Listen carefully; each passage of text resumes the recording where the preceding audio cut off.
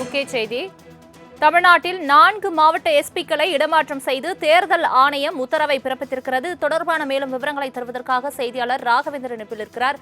ராகவேந்திர வணக்கம். 4 மாவட்ட எஸ்பிக்களை தேர்தல் ஆணையம் இடமாற்றம் செய்திருக்கிறது. இதற்கான காரணம் என்ன? முழு விவரங்களை சொல்லுங்க. வணக்கம்.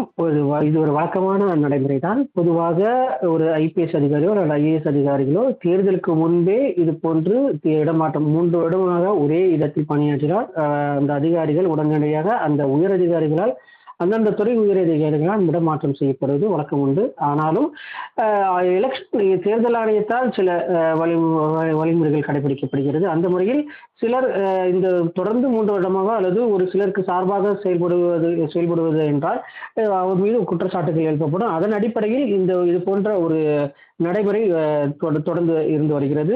தற்போது தேர்தல் ஆணையம் தற்போது ஒரு உத்தரவை பிறப்பித்திருக்கிறது. இந்த உத்தரவு நாளை 11 மணிக்கு நடைமுறையில் இருக்க வேண்டும் என்றும் தெரிவிக்கப்பட்டிருக்கு. அதன்படி ஜவஹர் ஐபிஎஸ் தற்போது காஞ்சிபுரம் காவல் கண்காணிப்பாளராக நியமனம் செய்யப்பட்டிருக்கிறார்.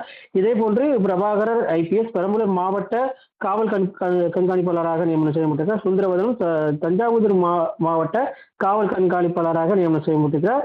மயில்வாகனம் தென்காசி மாவட்ட கண்காணிப்பாளராக நியமனம் செய்யப்பட்டிருக்கிறார். இது தலைமைச் செயலாளருக்கு தேர்தல் ஆணையம் இந்த உத்தரவை பிறப்பித்திருக்கிறது. இந்த நடைமுறை நாளை 11 மணிக்கு